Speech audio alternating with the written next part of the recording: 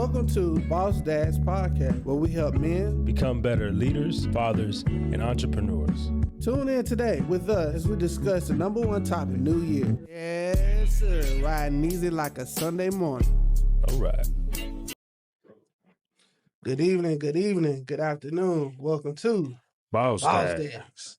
Man, you already know. Man. Another episode, man. We decided to switch it up for y'all. You know, as fathers, yeah, we wear suits, we take care of our business, but sometimes it's just good to, relax a little bit, dress down, and just be in good company of other men. For sure. Facts. Today, got to give you the whole circle.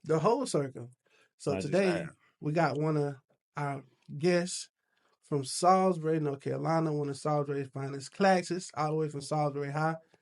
Terrell. What up, man? How you doing, man? Hey. There we go. What up, guys? What's going on, man? Not much, man. Just glad to be here on y'all podcast. I got to support it. Yeah, for sure. When I seen it, I was like, yeah, I'm hitting the DM. Like, yo, I gotta get on. Appreciate it, bro. No I saw you on another podcast, man. I was like, man, it's crazy. It's time to really start monopolizing this podcast game, bro, for real. Yeah. Because it's a new wave, man.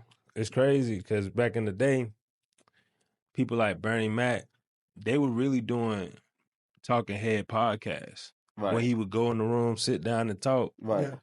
Now we just doing it on another level. You Yeah. feel what I'm saying? So it's just like repeating itself type shit, Right, yeah. Podcast was lit, though. It was lit, though. Yeah, for sure. My first one, this is the second one I did, but the first one I did was with my boy Trevor. He from Tennessee. Yeah. He a good dude. He got a good podcast. He got a good following. He used to be matter of fact, he was a rapper too. Yeah. He used to run with Bun B and them. Oh, that's crazy. Yeah. What's the name of his podcast? Trevor Jackson Podcast. Shit, shout out to Trevor Jackson. Yeah. Shout out Trevor for sure. Yeah, he good. Sound like my boy said, it's the move, and having a podcast is just something, it's another outlet for us as young men, able to talk with men and learn new things and see how, what other people got going on in their lives, but just really understanding what it means to be an entrepreneur. So let me tell you about our guest. Oh. I think this is really, you might be one of the first entrepreneurs in our age group that I know, like, for real. Like, you was cutting hair. Oh, yeah. At an early age. Tell me how you even got started cutting hair. Cutting hair? Man.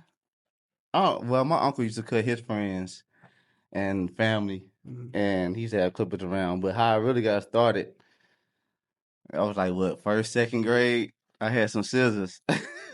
And my mama didn't want to take me to get a haircut. So I was like, you know what? I'm about to cut my own hair. And I cut a bald spot right on the top. Man, that's crazy. And she let me wear it to school, bro. Oh, yeah. For like, a week. I was hot. She wasn't old school mama. Listen, yeah. After that, I just started, I had mentors like Dame. That was my homeboy Ron. That was his cousin. He was showing me, like Daedrin Cubberson from Salisbury, Coach Daedrin. He was showing me stuff, Big Blade. So it was like a lot of people was, showing me how to cut, fade, you know what I'm saying? Back then, there was no YouTube, there's no enhancements. Bro. So you really it had to be like raw talent. Yeah, you know what I'm saying? You had to really know what you're doing. For you sure. know what I'm saying? For sure. I'm glad I got into it then, you know what I'm saying? So like now I don't need enhancements. If I use enhancements, it's the haircut 1,000,000 times better. You know what I'm saying? Yeah. For sure. It's crazy though, man, because you was cutting in the bathroom at your house. And honestly, bro, that's humble. That's a humble beginning. Yeah. And then now you at the point where you cutting in the shop. Yeah. You got 2, 3, 4 businesses taking care of your kids. Yeah. You know what I'm saying? Real live stand-up guy. So it's crazy seeing you come from that. I mean, I was in the chair. Right, you know what I'm saying? And then you might have like a waiting room. Right. For sure, you got a waiting room? Yeah, we was after school. Listen, you got a waiting room, you feel me? Then have real conversations in there. You know what I'm saying? You meeting people from different parts. All at bro house. Yeah. We were so close, we walked to your jump. Yeah. That's why I said, man, me, Romar, and people from Salisbury, us, I like, damn, what a time, bro. Like, I wish we could have recorded that, bro. Exactly. Like, cherish that jump. I be in the bathroom, people be in my room paying $2K, Man, and what? people be on the Facts. front porch. Like, we deep out there, like we out there Yeah. selling drugs, but we in there, For sure. you know, For just sure. in there cutting hair, playing games, bro. Yeah. Facts. Like, Yeah. it was just crazy. Good Front door, fun. front door was just open. People just come in. Yeah. My mama say, "Oh, you here looking for Ray? He back there cutting hair." Yeah. You know what I'm saying? Like, Yeah. them times them were some good times though, for real. For sure. I'm trying to remember how much was you charging in high school? Was it $10? $5. It was $5. It was $5. We both said 10 too. Hey, listen. Yes, he was coming from his house, but listen, he was legit. Like, bro had this, the spray. For sure. I still remember it smelled like a cherry something. For sure. You know what I'm saying? He get you cleaned up. You know what I'm saying? Then he, come around with the white. I'm like, man, that I respect that, man. Hey, Yeah, bro. Hey. Yeah, Jones, bro. For sure. That $5 took me a long way. Hey. Paying my little cell phone bill, lunch money. Yeah. You definitely fresh, bro. Stay fresh. Stay fresh, for sure. Stay fresh. I try, man. I try. So when did you make the full crossover from being in the house to getting your license into the shop? Man, even with that, like, man, I was still at the crib. Like, I had a house, and the family, they needed their privacy. You know what I'm saying? So I was in the garage. I was doing that for a minute. Then I was just like, you know what? I need to go to the shop. You know what I'm saying? So my man Big Blade, he was like, man, just come to the shop. I got a spot for you. You good? And I'm just like, well, all right, because he was saying the same thing. He was like, you don't need to be cutting your house. You don't. Everybody don't know where you live. Need to live. Where you live. And I'm like, you're right. They don't. You know what I'm saying? Like, especially like all the people I did cut up my house was people I've been cutting from middle school or high school. Mm-hmm. Like, it was nobody new or random would come. I had to go to them, like, because I don't know you. You can't come to my house. Yeah. But it was just time to break that cycle so the kids and everybody can have their peace. Mm-hmm. And I just went to the shop. Then I went back home to Salisbury because I live down here in Concord, Charlotte area. So I was like, I just made that commute.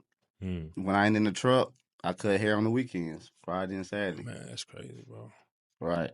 Getting to it. Same schedule for like when I was working a 9 to 5. I'm on the same schedule, bro. Like when I had a job, warehouse job, every weekend I was off. And I'm cutting hair. Yeah. Then the cutting hair was my hustle money, play money, whatever I want to do money. Then my job money was my bill money, saving money. But that barber money back then, I used to blow that. I never saved it.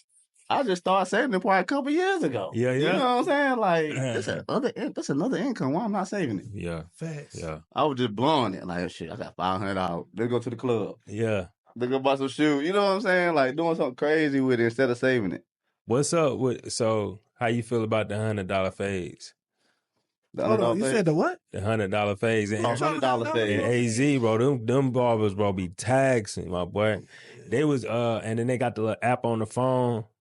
You gotta, it ain't no more, I'm walking in, sitting down. I'm gonna wait for the person to get out. You next type vibe where I'm at, AZ. Right. Out here, I don't really know because I only been out back home for a couple of days. In Charlotte, yeah, you book in Charlotte. Now, we ain't on 100. We at like 35. But back then. Charlotte 100. Yep. Okay, so he know. Charlotte 100. It's 100. What? Yeah. Charlotte 100 a little bit more depending where you going. Now, me and my son, we come out 65. Bro, and AZ, bro, this dude got the block on lock. He got this, they all in this app and shit. And then you got to go on, book with the app, put your deposit. It's different, bro. Oh, yeah. It's totally different now. And honestly, I think it's more structured. Definitely. I think it's very more structured. But how you feel about the hundo? Like, do you think that's explainable, or do you think that's something that's overboard? And not to contradict I ain't trying to say like you not worth 100 or not. Right, you know what I'm saying? I'm just saying, what's your mindset behind that? $100 cut.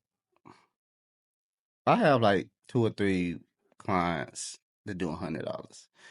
It's all about where you live and where the market is. Okay. You know what I'm saying? Like Salisbury is real small. Yeah, a lot of people ain't gonna come in there and pay $100. Mm-hmm. You know what I'm saying? So what I do is I have $100 service. Now the $100 service is, the cut, the razor, the enhancement, the hot towel, eyebrow trim, ear trim. So you're getting a real service, facial, you know what I'm saying? And that's still kind of low, but where I'm at, that's a low market. So, Yeah. like I said, I take an hour 15 to make $100. Still ain't bad because my basic cut is 35. Okay. But I go 35 basic cut kid cuts, then 45 with the razor, no enhancement. Okay. Then if you want an enhancement with the cut, Yeah. that's 55. Okay. You know what I'm saying? Then they go to the $100 joint. Okay. Okay. But yeah, that's lit. Hey, bro, I like the way you break that down, bro. I almost thinking about paying $100, bro, because you broke it down as a service. Yeah. Like the razor, the fades, and everything. I guess sometimes when you hear $100, you just think about the haircut. Yeah. But it is. I love like some niggas now they have It's grooming. the steam machine. Yes. Oh yeah, I forgot about that. Yeah, the steam. Yep. You know what I'm saying? I like that steam machine. I ain't gonna lie. Oh yeah. Okay, At first, I was watching it. I was like, I don't know, Yeah. bro. That's a little too much for like a man. Like, bro, you rubbing my face like 20 times. You know what I'm saying? But then it's like, but then you do it though, and you be like, now I know why. Yeah. Because that junk feel good, bro. Yeah, it's like getting your feet done. I know. I just went a month ago, bro. I paid $100 easy. Yeah. You know what I'm saying? That's a service. Yeah. They got the cold, whatever you want. They clip your toenails, put the clear polish, whatever you want. Yeah. That's a lick. Man. You know what I'm saying? So barbering is pretty much how you market yourself. Yeah. For real. Yeah. Well, you doing good marketing, bro. Because now I think I might can pay $100 now. But like I say, it depends on the barber. See, that's my package. Somebody else like, it's just $100 for the cut. Exactly. I'm never gonna be like, you know what I'm saying? So, I mean, I understand it. You know what I'm saying? Most barbers say you basically paying for the time. Yeah. So I mean, I get it. I do get it, but for sure, it's all about the market where you live. For sure. To each his own. Every man, run his business how he see fit. And I got this famous saying that I go with: I want to buy, you want to sell. Right. Let's make it work. And sometimes you have to switch places, like you said. It's the market, man. I really want to come get a cut from you. I just been in Charlotte all the time, man. Oh yeah, we could make it work. Jarvis got me straight today. Oh yeah, I'm proud of my boy Jarvis. Though I didn't think he was gonna be a barber though. Yeah. It's good to be it's man. That's a perfect side hustle, bro. Bro, listen, bro.